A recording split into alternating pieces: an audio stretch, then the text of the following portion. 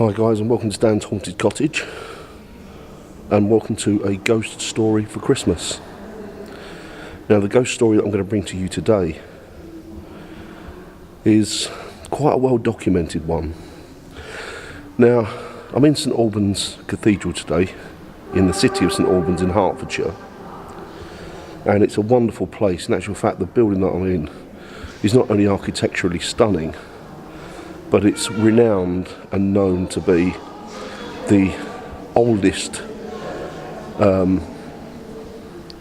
place of Christianity worship in the whole of Great Britain. And it goes back some 2,000 years. And it started off with a chap called Alban, who was a Roman at the time. And obviously the Romans were pagan in their belief systems and in their actions. So what he decided to do is he found a priest, and rather than turn him over to the authorities, Alban protected him. And then shortly after that, Alban was actually caught and he was executed by Rome and the Romans, and in doing so he was sainted by the Pope, and his actual bones still actually lie in this building today. So as I say, it goes back 2,000 years, and this building, we're going to come more up to date than that. We're going to come up to the Second World War, because that is where this ghost story that I'm going to tell you originates from. And during the Second World War, what you used to have is you would have people whose job it would be to go up onto the roof of distinguished buildings like this and factories and anything that was important to the local area. Anything that was historical, architecturally important, as I say, historically important. And what they would do, that they would go to the top of the building during the Blitz, during a bombing raid during the Second World War, and all they would have up there between them and dying basically was a small bucket with sand in it. And when the Luftwaffe, or the German Air Force, started to bomb, the job of these brave souls was to, if the damage was quite bad, if it was a big bomb, then they were the first on the scene to get hold of the fire brigade. If it was smaller bombs like incendiaries, then what they would do is they would take their bucket of sand and they would pour it on to the fire that was caused by the incendiary, thus putting it out. That was their job. And all through the bombing, all through the Blitz, these brave souls would be on the top of the buildings protecting it from any damage. So, excuse the ladder in the background, a chap pair of bolts. So that was their main job. That was their only job. Well, there was a young lad at this time, 19 years old, called Basil.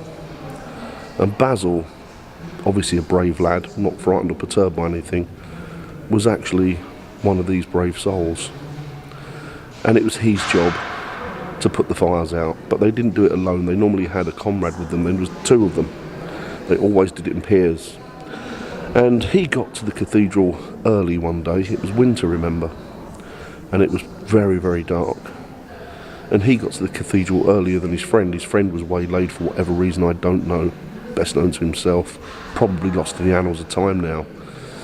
But his best friend didn't turn up till much later. So Basil thought, well, what I'll do is I'll let myself in anyway, because I've got the key, and I'll just parade around and make sure that everything is fine inside the cathedral. And he went in. Now, on going in, it was actually pitch black inside the cathedral. What with it being wartime and there being bombing raids on, or the possibility of a bombing raid, he only had a very, very small torch. It wasn't really even enough to light his way. But it was a full moon that night, and as you know, I don't know if you heard of it, it's called a bomber's moon. And what it means is that bombers love it because they don't need any other light. They've got the light from the moon, and they can use that as a way of strategizing where they're going to be dropping their bombs. So that's what they did. Anyway, so he had the light of the moon and a very small torch, and the best that he could probably get was silhouettes or just a couple of feet in front of him. So what he would do, he came into the cathedral and he sat down, and he felt that there was somebody looking at him, that there was somebody watching him. And for whatever reason, he looked up out the corner of his eye, and he looked up to the top, and he could see two hooded figures just standing there looking down at him. So, being the brave soul that he was, he made his way to the stairwell, got up the stairwell, went onto the platform where these what he thought were monks were, and there was nothing there. Not a soul, not a being, absolutely nothing. So he thought, okay, fair enough. Maybe it was an illusion, maybe it was, maybe it's my eyes playing up, I don't really know. So, just at that, he started to then hear an organ being played. And he thought, well, that's odd, I'm the only one in here. So he went to investigate. Once again, being the brave soul he was a fire watcher, that's what these guys were. And being the brave soul he was, he thought, I'm going to be inquisitive, I'll go to where the organ is, and I'll check that out. So he went to the organ, and he got to the organ, but the organ stopped playing, and there was nobody at the organ. However, there was a lit candle right next to the organ. There was sheet music, which was opened, and the sheet music, the guy could read music, and it was the same music that was being played on the organ. So somebody obviously had been there and was playing that organ. So he didn't think any more of it, and he went back down. And as he came down, he noticed that there was something just in the path where he was in the nave. On further investigation, what he noticed is that it was actually a habit, a monk's habit. So he picked it up and placed it on a seat. Now, by this time, his friend had appeared, and he rushed to his friend and he told him all about this supernatural happenings, these paranormal happenings. And his friend said, okay, take me around, let's have a look. So he went to where the cloak was, or where the habit was, where he'd situated the habit, and it was gone. It had disappeared. So he thought, okay, that's very, very strange, it's very, very odd. I know what I'll do. I'll take you up, because there was somebody playing the organ. We'll go up there and we'll have a look. So he took his friend up to where the organ was, and when they got there, the sheet music was gone, the candle was out, and the organ was actually locked. By this point, obviously they were both getting quite nervous, quite uncertain, quite unsure, but they still went about their job, and they still stayed that evening. And in doing so, they protected the building from incendiaries, from catching fire and burning down. So, and the thing is, had it been a different person, had it been a normal person, I would have questioned it, but this lad was very brave. Obviously, being a fire watcher, he had to be. He was 19 years old, he was very young, and the year, I think, was 1941. So you're looking at quite some time back, but still in living memory. So, as an aside to this story, there was also one of the clergy. And one of the clergy who lived just over outside in the house adjacent to the cathedral. And he was coming home one night and he heard the organ being played, and he thought, that's a beautiful piece of music. Never heard that piece of music before. Absolutely wonderful. So he forgot about it and he went home and went to bed for the night. And then the next day he came in to check the cathedral to make sure everything was okay, everything was fine. And he saw the organist, and he said to the organist, do you know what? I came by here last night, and I don't know what that piece of music was that you were playing, but it was absolutely beautiful. I've never heard it before. It's absolutely fantastic. Can you tell me what it was? And the organist said to the reverend, what were you on about? I wasn't playing any music last night. I wasn't even here last night. There was nobody here last night. The building was locked up tight. And being the only organist, he knew that nobody else could have been in there doing it. So anyway, they shook their heads and just thought, put it down to whatever it was. Then, literally within a couple of months, at one of the high up universities, I think it might have been Oxford University, somebody was going through some documents and some music, and they found a piece of sheet music there that had been dedicated to St Alban and to St Alban's Cathedral itself.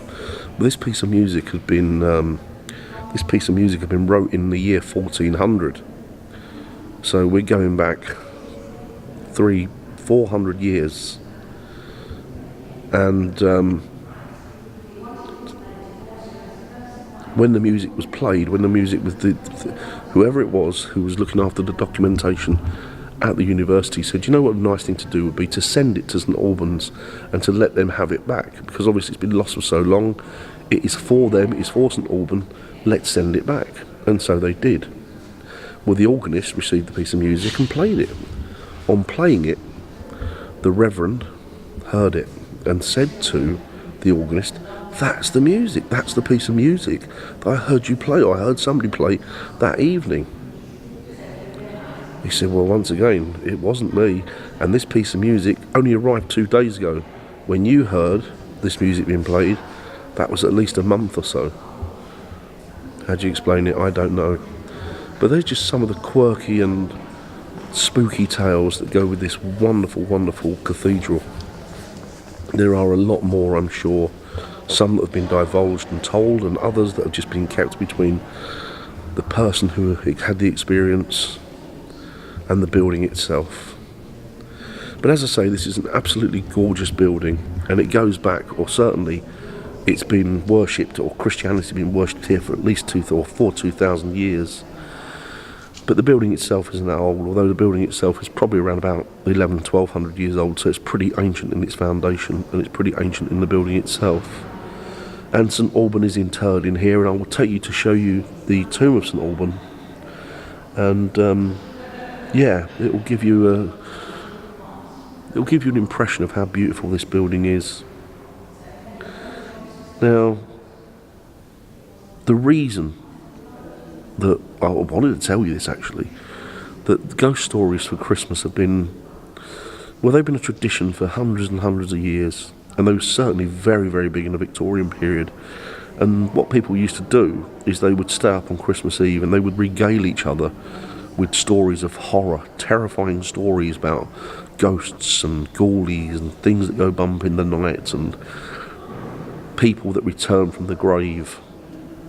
And they felt perfectly comfortable to do this because certainly the Victorians believed that the only time that the dead could walk the earth, or weren't allowed to walk the earth, the only time they weren't allowed access into this realm, into this dimension, was Christmas Day.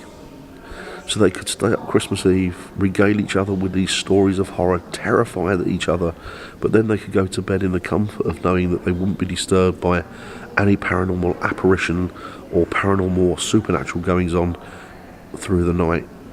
And that is why it became a tradition for the Victorians, and even beyond the Victorians, to use ghost stories and Christmas tales. So this building is absolutely stunning, as I was saying. And another thing about this building, it's lots and lots of history.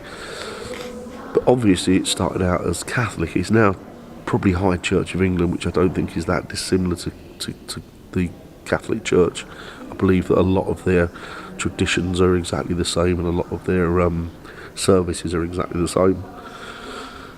But during the time of the Reformation, King Henry VIII decided that he wanted to annihilate and completely wipe any form of Catholicism from the country. He would have wiped it from the world had he have had his choice. And the reason he wanted to do this, as you may know, is because he wanted a divorce and he wanted to get married to another woman. But the Pope said no, so he decided to start his own religion, which was he started his own church, which is the Church of England. And what he did is he sent his soldiers around to basically smash up any idols that were Catholic, or any friezes that were on the wall, any wall paintings, to paint over them or smash them up. And you know, the amount of fine art and the amount of culture and history that we lost in that short period purely and simply because one man wanted a divorce and wanted to marry another woman. It's just horrendous. It's absolutely horrific, and I certainly can't get my head around it. And I don't know, I might be able to show you some of the idols that are smashed in here, because they're still in here. But yeah, so this is a gorgeous, gorgeous building, absolutely stunning, and one of my favourites. And we do actually, Hazel and myself, bring the kids here for a Christmas service. It's very cosy and warm and lovely, and the children enjoy it. So, well, Willow does. I don't think Fox particularly bothered, but I think he enjoys the hot chocolate and the ice cream after, as do I. So I'm going to take you around the church now, or the cathedral I should say, and you'll be able to see it in all its glory. It's absolutely stunning. Bear with me, guys. So I meant to say, guys, that a little bit about that story that I actually neglected to tell you was, not only did he hear the organ being played, not only did he find the cassock or the monk's habit, not only did he see the candle lit, not only did he see those two figures at the top of the stairs, but as he looked down, he heard chanting. And when he looked down into the vestry, he could see a parade of monks walking along. Just walking along, going about their business, carrying out their prayers and their ecclesiastical, whatever it is they do. But they just disappeared right in front of him. Just imagine that. Now, you could say that that was a time glitch. You could say that that was a place memory, something that had happened many, many times in the church and then become ingrained in the fabric of the building. But it doesn't explain why that organ was being played and the candle was lit, and it certainly doesn't explain that the two monks that were looking down at him were obviously aware of who he was. So you're looking at an intelligent haunting there. So maybe there was a mixture of the both. Who knows? But the one thing that I do know is, where you find a church, you'll generally find a ghost story.